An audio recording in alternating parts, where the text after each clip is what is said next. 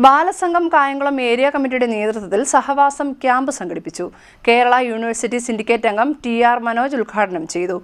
ഇ.കെ. നയനാർ ദിനത്തോടനുബന്ധിച്ച് ഹാപ്പിനെസ് ഫെസ്റ്റിവലും ബാലസംഘം സംഘടിപ്പിച്ചു. ബാലസംഘം കായംകുളം ഏരിയ കമ്മിറ്റിയുടെ നേതൃത്വത്തിൽ സഹവാസ ക്യാമ്പ് സംഘടിപ്പിച്ചു. കേരള യൂണിവേഴ്സിറ്റി സിൻഡിക്കേറ്റ് അംഗം ടി.ആർ. മനോജ് ഉദ്ഘാടനം ചെയ്തു. ബാലസംഘം ഏരിയ പ്രസിഡന്റ് സൈറ അധ്യക്ഷയായി. സ്വാഗത സംഘം ചെയർമാനും പുതുപ്പള്ളി ലോക്കൽ കമ്മിറ്റി സെക്രട്ടറിയുമായ എസ്. പവനനാഥൻ സ്വാഗതം പറഞ്ഞു.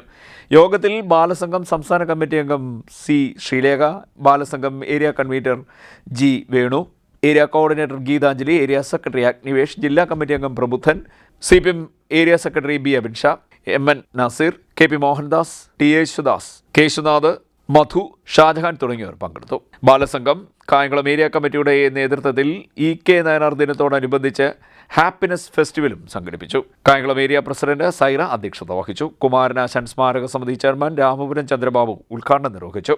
CDNet news, Kayamkulam.